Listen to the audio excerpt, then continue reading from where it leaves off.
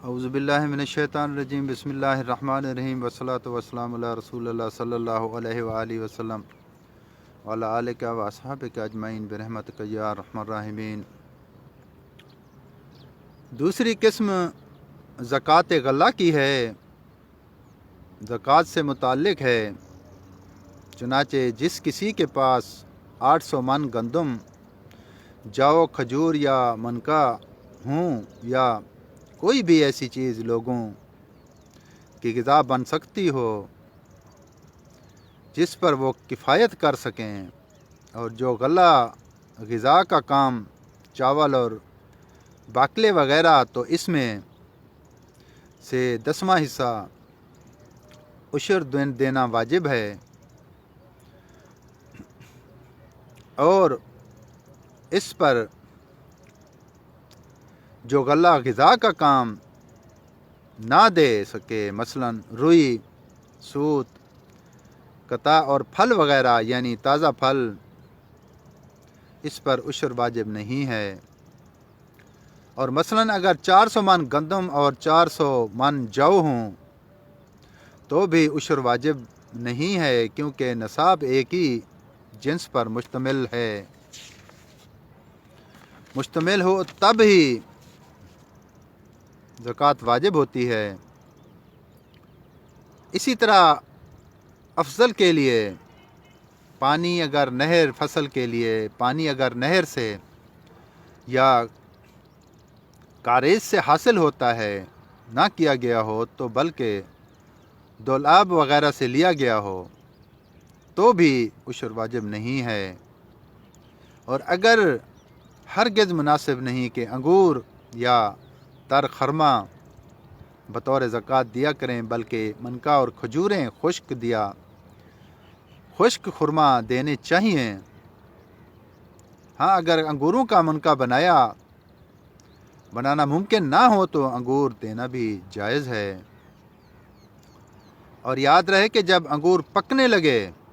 اور گندم یا جو کے دانے سخت ہو جائیں تو اس وقت ہرگز انہیں اپنے تصرف میں نہ لائے،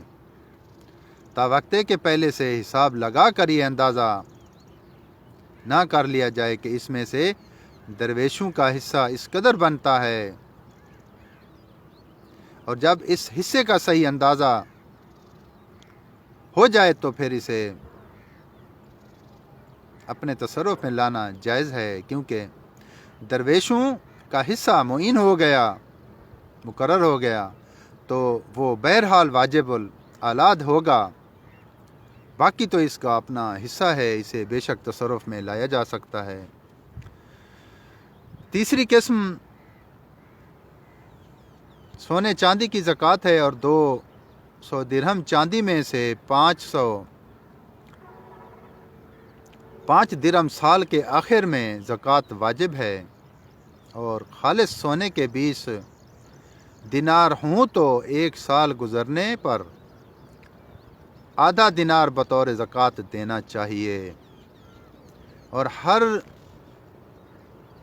دہا کے 1/4 کے برابر ہے، یعنی 10 دینار ہوں تو 1/4 دینار، اور 20 ہوں تو نصف دینار، اور اسی طرح اس حساب سے جس قدر اضافہ ہوتا جائے زکوٰۃ کی مقدار اسی تناسب سے، یعنی 1/40 کے حساب سے بڑھتی جائے گی۔ اور سونے چاندی کے برتنوں پر ذرا ساز و اسلحہ مثلا تلوار وغیرہ پر لگے ہوئے سونے چاندی پر اور سونے اور چاندی کے تمام ناجائز اشیاء پر زکوٰۃ واجب ہے، لیکن پیرستگی کا وہ سامان یعنی زیور جو مرد اور عورت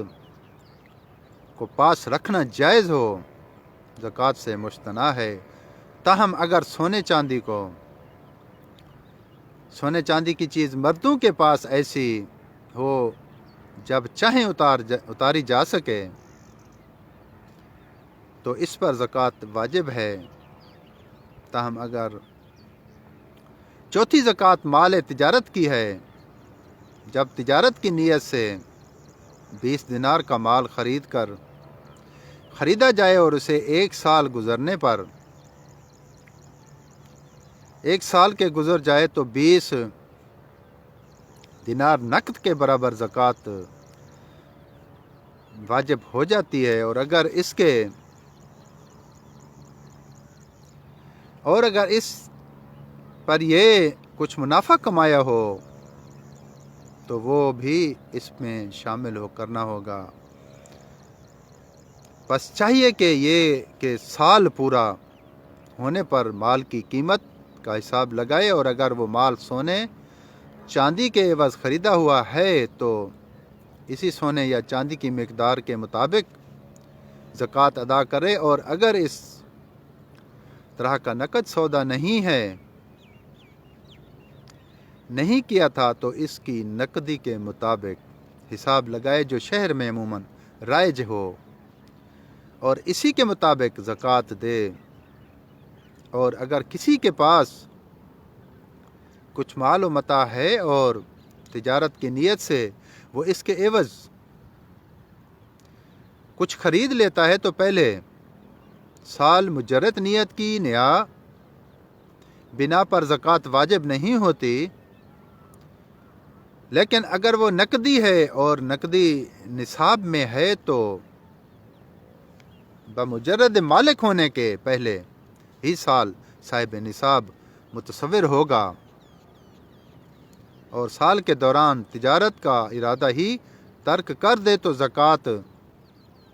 واجب نہ ہوگی، اور اللہ ہی بہتر جانتا ہے۔ 5ویں قسم زکوٰۃ فطر ہے، اور ہر وہ مسلمان پر عید رمضان کی رات کو اپنے بیوی بچوں کے غذا سے جو وہ عید کے دن کھائیں گے زیادہ کچھ اپنے پاس رکھتا ہے سوائے گھر، لباس اور دیگر ضروریات کے، تو اس پر بقدر 1 سائے طعام بطور زکوٰۃ فطر واجب ہے، جو اس جنس سے دینا چاہیے جو وہ خود کھاتا ہے، یعنی اگر وہ گندم کھاتا ہے تو جو دینا مناسب نہیں ہے، اور اگر جو کھاتا ہے تو گندم دینا مناسب نہیں ہے، اور اگر وہ ہر قسم کی جنس کھاتا رہا ہے تو چاہیے کہ اس میں سے جو بہترین ہو اس میں سے 1 سائے دے۔ بلکہ امام شافعی رحمۃ اللہ علیہ